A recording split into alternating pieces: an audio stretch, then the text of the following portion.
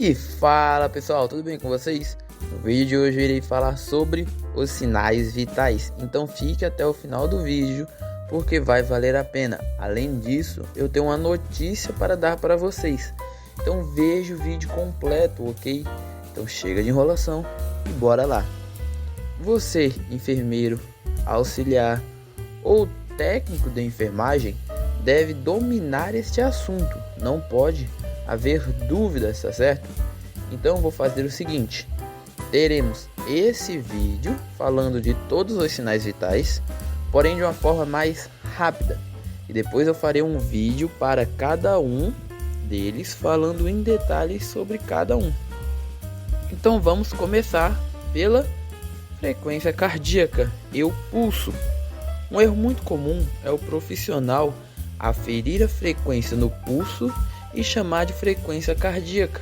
Ela não é, nunca foi, nunca será. Ela é a frequência da pressão arterial e não da frequência cardíaca. Por exemplo, você afere a frequência arterial do paciente, ou seja, no pulso, e o resultado é normal. Então esse paciente está com normosfigmia. Já se fosse aferido na região precordial, ele estaria com normocardia. Mas Bruno, então os valores de referência são diferentes? Não, os valores de referência para ambos são de 60 a 100 bpm, seja na região precordial ou nas regiões periféricas. Mas você deve se atentar às terminologias de cada região.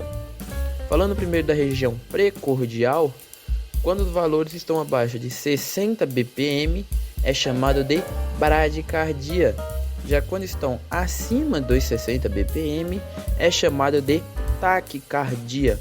Passando para o pulso, nós usamos os mesmos valores, com a diferença de que usamos a terminologia de bradisfigmia para quando está baixo e taquisfigmia para quando ela estiver alta. Tá certo, pessoal? Antes da gente continuar, eu gostaria de pedir para você deixar o seu like aqui no vídeo caso esteja gostando. Afinal, o seu like me anima muito a trazer mais conteúdo de qualidade. Você não tem noção. Mas seguindo, o segundo sinal é a frequência cardíaca. Frequência respiratória. Nela nós temos várias literaturas, mas vamos pensar no seguinte valor como referência: de 12 a 20 IRPM, ou incursões respiratórias por minuto, tá certo? Então, o paciente que está com frequência respiratória menor que 12 IRPM, ele está com uma bradipneia. Já se ele estiver maior que 20 IRPM, ele está com a taquipneia. Agora, quando nós vamos aferir a frequência respiratória do paciente, nós temos que dar uma atenção a mais para ele e fazer ela concomitante com outro sinal vital. E é importante que você fale para o paciente que você vai fazer. Por exemplo, você vai falar o seguinte: eu vou verificar o seu pulso, ok? E nesse momento você observa de forma tangencial as elevações do tórax do paciente. Conta quantas vezes ele se eleva por minuto e assim você vai ter as incursões respiratórias do paciente. Mas o que você não pode fazer? Você não pode multiplicar por 4. Por quê? Porque ela não é dinâmica. A respiração ela não é dinâmica. Ou seja, a pessoa faz uma respiração mais longa, depois ela faz 2 respirações mais rápidas. Ou seja, se você pegar esse tempo de 1 minuto e separar em 4 bloquinhos de 15 segundos, cada um vai ter uma quantidade diferente de movimentos. Se você quiser fazer o certo, você tem que contar as incursões durante 1 minuto. Da mesma forma, lá na frequência cardíaca, tá certo? Agora, a temperatura. O sistema nervoso central precisa manter a temperatura para poder trabalhar. Ou seja, se estiver muito baixo ou muito alta, ele pode parar de funcionar. Então vamos lá. O que nós colocamos de forma geral como temperatura?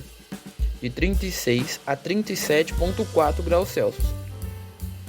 Pessoal, eu vou fazer um vídeo específico sobre temperatura. Então não vou entrar em detalhes sobre ela, afinal são muitos detalhes, muitas vírgulas que podem acabar mudando muita coisa. Se eu já tiver feito, ele vai aparecer aqui no card, tá certo? Mas se não tiver feito, não se preocupe que eu vou fazer o mais rápido que eu conseguir.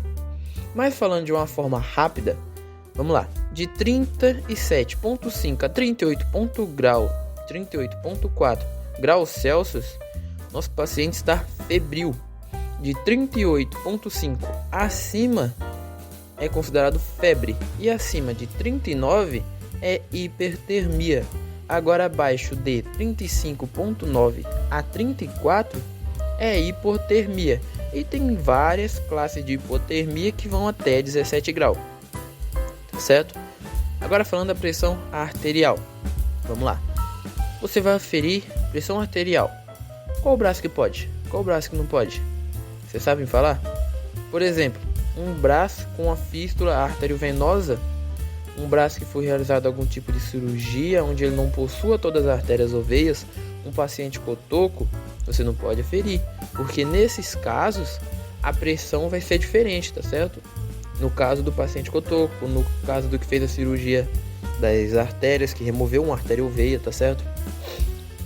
Agora falando das suas classificações.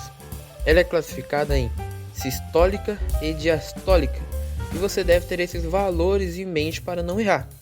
Então vamos lá. A PAS, ou pressão arterial sistólica, vai de 90 a 139. E a PAD, que é a pressão arterial diastólica, vai de 60 a 89.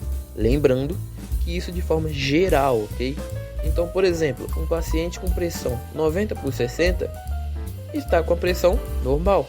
Da mesma forma que um paciente pode possuir a sua pressão como 120 por 80, está certo também. Agora, se o paciente chegar com a pressão de 130 por 90, já está começando a passar, tá certo? Agora, se o paciente... essa pressão já está começando a passar do aceitável. Agora, se chega um paciente 190 por 110, você tem um paciente com hipertensão, tá certo? E você deve fazer alguma classificação ou já considerar uma crise hipertensiva. Agora, se o paciente estiver com a pressão de 70 por 40, você tem um paciente hipotenso, sendo sugestivo de pacientes com choque hipovolêmico, distributivos e afins. Vários tipos de choque, tá certo? Uma coisa que você deve se lembrar é o seguinte: não existe abreviação de pressão arterial. Mas preste atenção, você pode sim falar para o paciente cortando o último número, mas não deve ser anotado. Por exemplo, você pode falar para o paciente 12 por 8? Sim, mas você não pode anotar 12 por 8. Conseguiu entender? Pessoal, só para lembrar, eu sei que são muitos dados para você ter em mente. E eu sei que pode ser um pouco difícil, mas isso vai ficando na sua cabeça com o tempo. Porém, ter eles com você vai te ajudar muito. Por isso eu trouxe para você o caderno de estágio. É um PDF com várias informações que você vai usar no seu dia a dia. Esse é o meu presente para você. Nele você vai encontrar os parâmetros de sinais vitais, além de muitos mais conteúdos. E como se somente isso não bastasse, você vai receber 2 bônus: um e-book de termos técnicos e um e-book para te ajudar nas anotações de enfermagem. Basta acessar o link na descrição e pegar o seu, tá certo? E aproveita porque ele está numa promoção imperdível. Voltando ao conteúdo. Agora vamos falar do último sinal, a dor. Como nós descobrimos ela? Basicamente nós perguntamos para o paciente. Por exemplo, de 0 a 10, quanta dor o senhor está sentindo? Tá certo? Só que o que acontece? A dor é subjetiva, ou seja, ele fala e eu acredito. Claro que existem algumas escalas, existem algumas formas. Por exemplo, se a face dele expressa dor, mas não dá. Se a face dele expressa dor, nós podemos saber se ele está com muita, com pouca, se ele está mentindo ou não, exagerando. Mas não dá pra gente verificar, entendeu? De uma forma real, assim, aferir e falar, é isso. Não temos como fazer isso. Uma dica seria você falar, por exemplo, para um paciente, você fala para o paciente, Um paciente com câncer terminal, ele tem uma escala de dor 10. Uma mulher em estado de parto, ele tem uma escala de dor 9. Qual a escala de dor do senhor? Ele vai ouvir isso e ele vai pensar bem antes de falar que tem dor 10. Afinal, se você não explicar direito, ele pode falar que está com 20, 30, 100, 1000. E nós temos medicações específicas para situações específicas, de dor nesse caso. Então você deve tentar colher essa informação da melhor forma possível, tá certo? Bruno, mas como eu anoto todos esses dados? Não se preocupa, que eu vou fazer um vídeo falando sobre isso. Mas, se você quiser se adiantar um pouco, o bônus do e-book que está na descrição, um dos bônus no caso, é um e-book sobre anotações de enfermagem, certo? Evoluções e tudo mais.